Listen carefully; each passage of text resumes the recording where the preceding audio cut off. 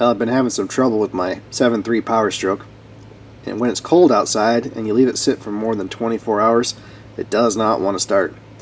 But if you throw a battery charger on it and charge the battery for, on a low setting for about 4 hours, it'll start right up.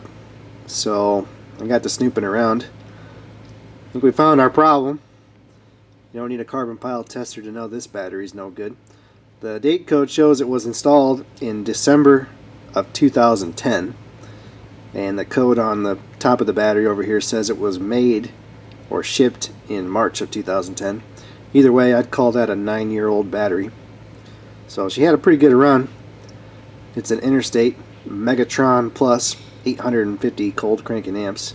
I threw a couple new Motorcraft 850 CCA batteries in it. It's like a whole different truck. And now it's probably different for other parts of the country, but up here in the Great White North, we're pretty lucky to get 3 years out of a set of batteries in a Power Stroke. And these engines absolutely will not start without good batteries.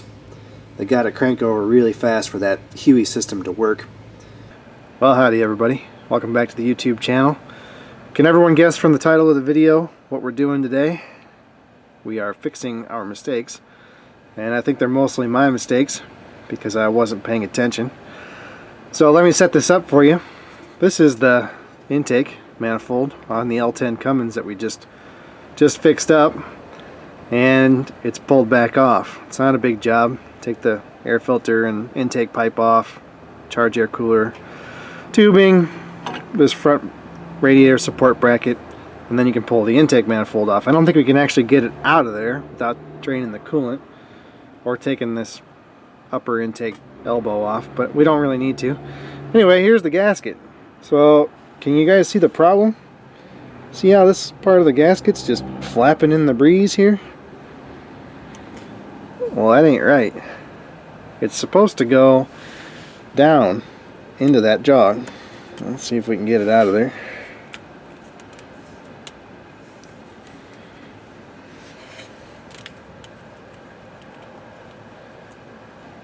So there's the intake manifold gasket that I installed, and it is not the right one, which I'm not entirely sure how that happened because the gasket set should have been matched to this engine serial number.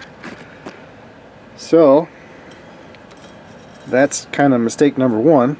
This is the new gasket, and see how it has this little jog here? That's what we should have had. So I should have caught that. That is my fault. But that's okay. We haven't put any miles on the truck. It's just been sitting here. So to give you a little bit of an insight into how I edit these videos before I upload them to YouTube, basically what I do is I shoot a whole bunch of video clips. And generally speaking, about 75% of them get deleted right away because I screw up something or I say the wrong thing or whatever.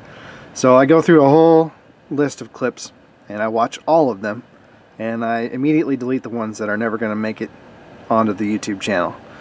Then I compile a list of the ones that I want to be in the video, and I upload those to the Movie Maker software, which is a free software you can get for Windows. It's crappy, but it works fine for what I do.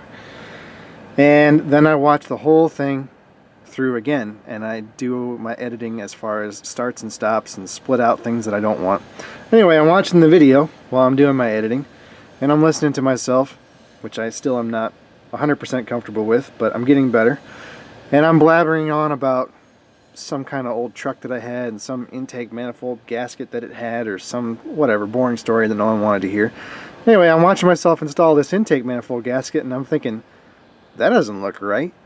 The bolt holes line up, but the gasket's not following that jog in the manifold. And so I jump onto the Cummins parts catalog, and sure enough, there's two different options for that gasket. One goes straight, one has the jog. I don't know what the difference is. Something to do with one of them's for the Select, or one of them's for the CNG model or something. Anyway, somehow or another I got the wrong one, and I installed the wrong one, and I put the wrong one together, and I drove the wrong one. And if I hadn't watched that YouTube video, I never would have caught that. Now, I assume that we're going to lose boost pressure because these channels are just open. There's no boost pressure gauge on this engine, but I would assume that once we put it under load, we're gonna see it fall on its face. Or even worse, that flappy part of that gasket could have got sucked down into the engine and you know, held a valve open or something, and we could have had a really bad day. But anyway, I guess no harm, no foul. We'll go ahead and put the new gasket in. It's not a bad job. I could do it in an hour, maybe less than an hour. And it's not expensive either. This gasket is like $19 straight from Cummins. And I'm close enough to the mothership in Indianapolis that we can actually get these same day. Except this is the second one they sent me because the first one was broken. Anywho, we'll go ahead and stick this in. Alrighty, stick her on here. I put a little bit of high tack on it. So try to give us a fighting chance here. It was a pain in the neck putting that gasket on before I had all the plumbing and stuff in place.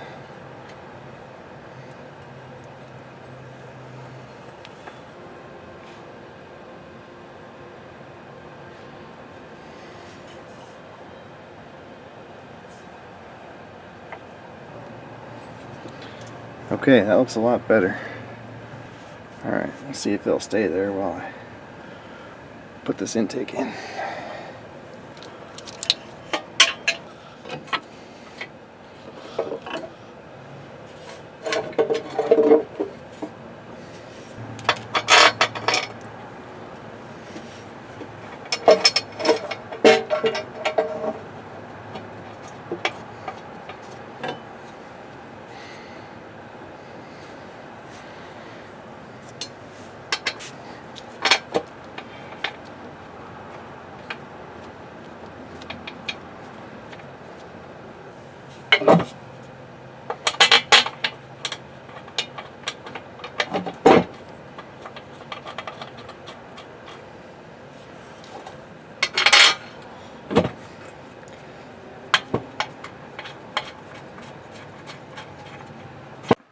Okay, I'll get everything zipped up and we'll be done in here.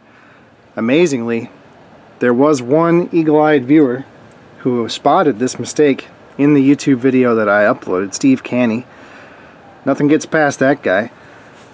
That's almost unbelievable to me. I didn't even see it, and it was literally in front of my face, and I was doing it with my own hands, and he spotted it in the video. So thanks to him for pointing that out, and I did see it myself, so I was on the path towards correcting it anyway, but that's pretty amazing.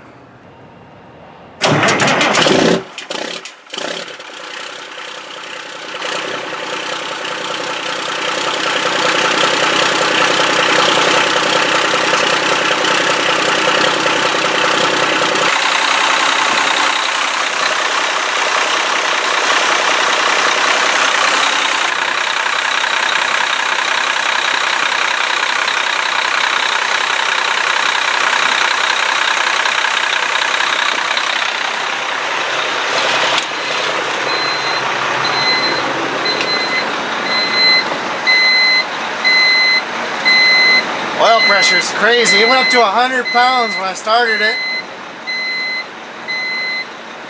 And it's coming back down now. It's running good. I think we got it whipped.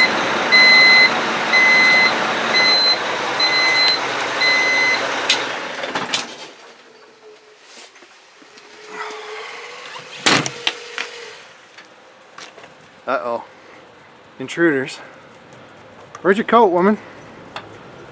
55 degrees outside. I know, it's beautiful. Still hasn't napped. Great, well I'm glad you can pawn them off onto me. Hi kiddo. Well, that's going to be a wrap for the video, I think, guys.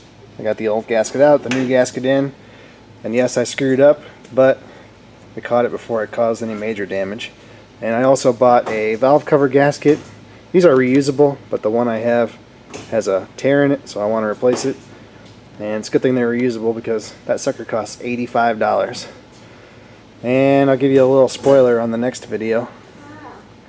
Maybe you can figure out what that means. Hey, we ready to go home? Should we go see Max? Max. Are you ready to go home? Yeah, okay. I heard you haven't taken a nap today, so that'll be fun. Yeah. Yeah. Thanks for watching, guys.